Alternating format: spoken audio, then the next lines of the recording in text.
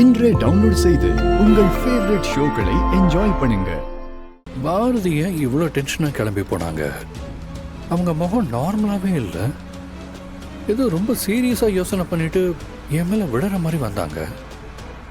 கண்டிப்பாக அவங்க ஏதோ ஒரு விஷயத்தை என்கிட்ட சொல்லாமல் மறைச்சிட்டு இருக்காங்க. என்னவா இருக்கும்?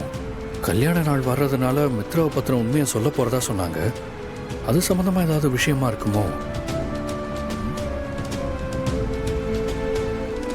இந்த கல்யாணத்தை நிறுத்துறதுக்கு ஏதாவது ஒரு வழியை காட்டுன்னு கடவுள்கிட்ட வேண்டிட்டு இருந்த சமயத்துல சந்தோஷ் கடவுள் மாதிரி கால் பண்ணிருக்காரு.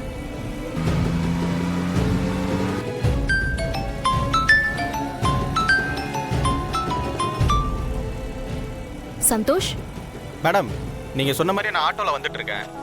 நீங்க எங்க வரணும்னு சொல்றீங்களோ அங்க நான் வந்துடுறேன் மேடம். வலசர வாக்கத்துல ஒரு முருகன் கோவில் இருக்கு, அது உங்களுக்கு தெரியுமா? மேடம், நல்லா தெரியும் மேடம். நீங்க அங்க வந்துருங்க, நானும் வந்துடுறேன். Okay madam. உங்களுக்கு ஏற்கனவே நடந்த விஷயம் தெரியும்ல, கொஞ்சம் கேர்ஃபுல்லா இருங்க. யாராச்சும் ஃபாலோ பண்றாங்களான்னு கூட செக் பண்ணிக்கோங்க. புரியுது மேடம், நான் கவனமா இருக்கேன், நீங்க கவலைப்படாதீங்க. சரி, தேங்க்ஸ்.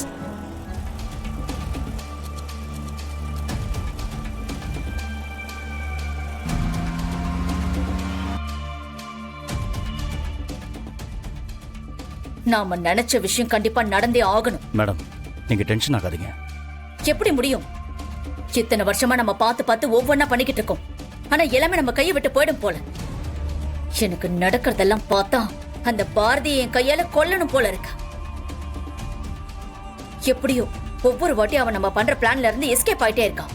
பாத்துக்கலாம் மேடம், நம்ம பசங்க தான் போயிருக்காங்கல்ல.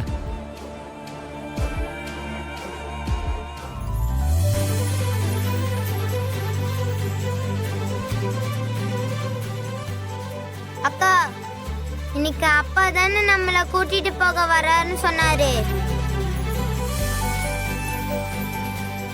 இன்னும் அப்பா வரல.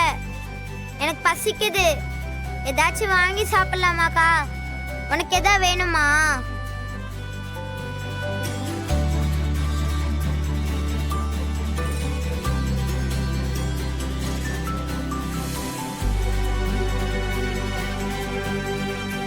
ஜாலியா இருக்குக்கா, நீ வேணா ஒத்திச்சு பாரு.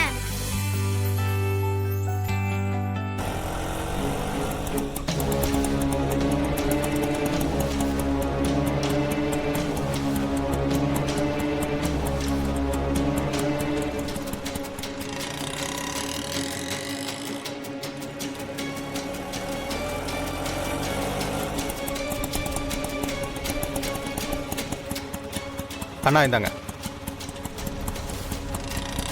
Hello ma'am. சந்தோஷ், லேப்டாப்பை நீங்க செக் பண்ணி பாத்தீங்களா? எல்லாமே ஒர்க் ஆகுதா? மேடம், நான் கூட இந்த அளவுக்கு லேப்டாப்பை சரி பண்ண முடியும்னு நினைக்கல. பட் ட்ரை பண்ணதில் நல்ல விஷயம் ஆயிடுச்சு.